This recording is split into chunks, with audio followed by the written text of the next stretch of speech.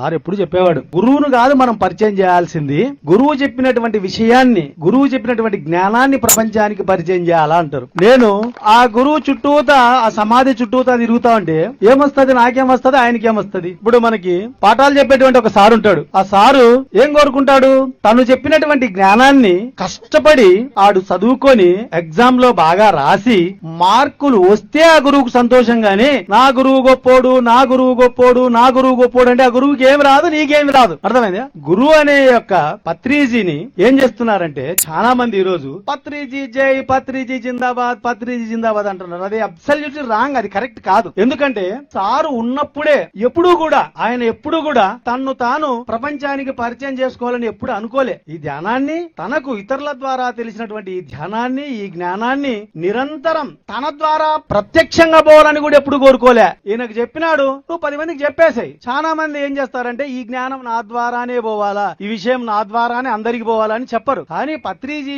ఒక వెరైటీ సిద్ధాంతంతో, అద్భుతమైనటువంటి సిద్ధాంతంతో, ఈ భూమి మీద ఇంత అద్భుతమైనటువంటి వ్యక్తి ఇంతకు ముందు వచ్చినాడో లేదో తెలియదు గాని, భవిష్యత్తులో వస్తాడో తెలియదో తెలియదు గాని, ఇంత అద్భుతమైనటువంటి మహానుభావుడు. ఎందుకంటే ఒక చిన్న పని చేస్తే, నేను అంత పని చేసినా, నేను 1000 మందికి ధ్యానం చెప్పినా, నేను 2000 మందికి ధ్యానం చెప్పినా, నేను 1,00,000 మందికి ధ్యానం చెప్పినా, సో వాట్, ఏమి ఎంతమందికి చెప్తే మాకేం వస్తుంది, నీకు వస్తుంది వస్తే పుణ్యము. నేను కష్టపడి చదివినా, రాత్రులు తెల్లవారులు చదివినట్టు మాకేం వస్తుంది, నీకు మార్కులు వస్తాయి, మాకేం ఉపయోగంలే. నేను 1,00,000 మందికి ధ్యానం చెప్పినా, నేను 200 రోజులు తిరిగినట్టుకుంటే సో వాట్, మీకేం వస్తుంది, నాకు వస్తుంది ఏమన్నా వస్తే పుణ్యం. సో కాబట్టి ఇక్కడ ఎవడు గొప్పలు, ఎవడు ఎంత కష్టపడితే వచ్చే మార్కులు గాని, వచ్చే పుణ్యం గాని, వచ్చే ఫలితం గాని ఆడికి వస్తుంది. గాని ఇక్కడ మనకందరికి ఒరిగింది ఏం లేదు.